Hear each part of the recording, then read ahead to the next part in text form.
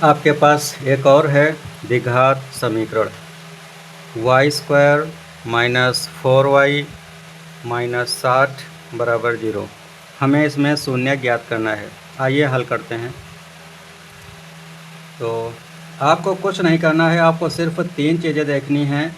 ये वाली संख्या देखनी है, ये वाला निशान देखना है जो ये माइनस का लगा हुआ है, और यहाँ पे जो y का गुणांक ये 4 दिख रहा है, ये 4 देखना है।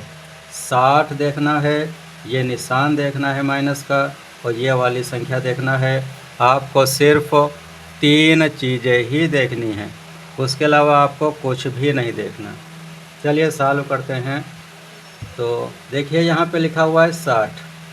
तो हम ऐसी 2 संख्याएं बनाएंगे जिनका गुणनफल 60 आना चाहिए। और ये देखिए निशान है, ये कह रहा है उनको घटाइए, ये घटाने के लिए कह रहा है। तो हम जो 2 संख्याएं बनाएंगे उनका गुणनफल 60 आना चाहिए और उनको घटाना है। ये माइनस कह रहा है घटाना है, और घटाकर कितना आना चाहिए? 4 आना चाहिए। देखिए संख्याएं कौन सी होंगी? तो संख्याएं होंगी 10 और 6। वो संख्याएं हैं 10 और 6। 10 और 6 का अगर गुणा कीजिए तो 10 छंग 60 हो जाता है। और ये वाला जो निशान था ये कह रहा था कि इनको घटाया जाए। तो देखिए मैंने यहाँ पे घटाने के लिए निशान लगा दिया। तो ये घट गया, तो 10 में से 6 अगर घटेगा तो देखिए 4 बच रहा है। बस आपको कुछ नहीं करना। अब हम इसको सॉल्व करेंगे। तो सॉल्व करने के लिए क्या करेंगे कि जो ये 4 लिखा हुआ है, ये 4 इसको हम हटा देंगे और इसके स्थान पर 10 माइनस 6 लिख देंगे बस।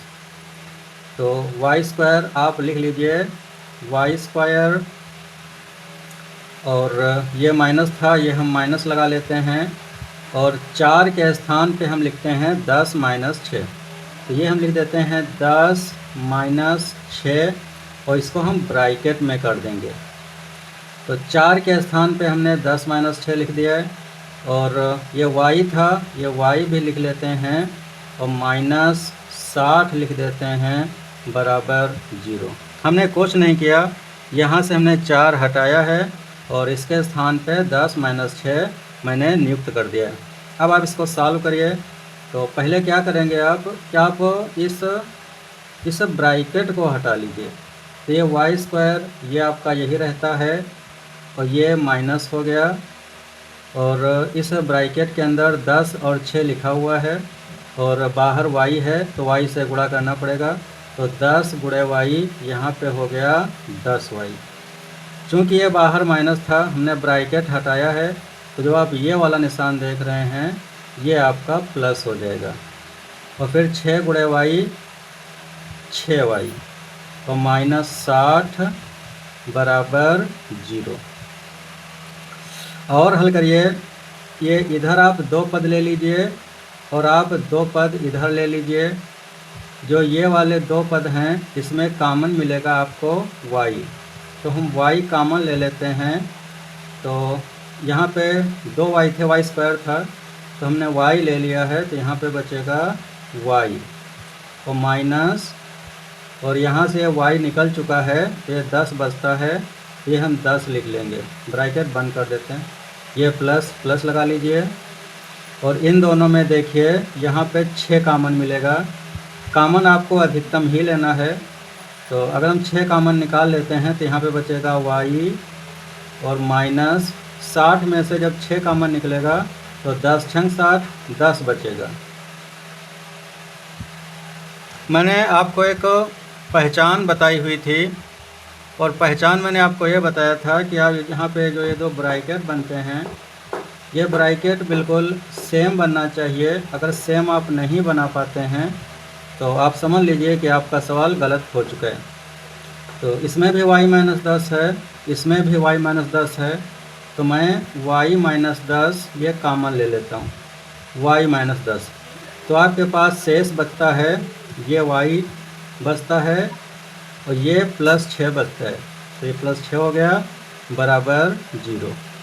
देखिए आपको दो गुणनखंड प्राप्त हो चुके हैं, एक है y-10 और दूसरा है y+6। अब हम क्या करेंगे, इन दोनों ब्रैकेट्स को सॉल्व कर लेंगे और शून्यक प्राप्त कर लेंगे। पहले हम y-10 को सॉल्व करेंगे। यदि y-10 बराबर 0 तो y बराबर ये जो 10 था माइनस का, ये इधर प्लस में आ गया। तो आपको देखिए एक शून्यक प्राप्त हो चुका है, y बराबर 10। और दूसरा ब्रैकेट के भी हम सॉल्व कर लेते हैं। y+6 को भी सॉल्व कर लेते हैं। तो y+6 बराबर 0, तो y बराबर -6। ये 6 प्लस का था, इधर माइनस आ गया।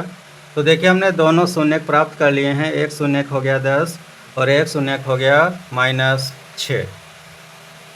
हम लिख देते हैं अतः शून्यक बराबर एक हो गया 10 और दूसरा हो गया आपके पास -6। तो आप भी इस तरह से कोई भी द्विघात समीकरण के शून्यक ज्ञात कर सकते हैं।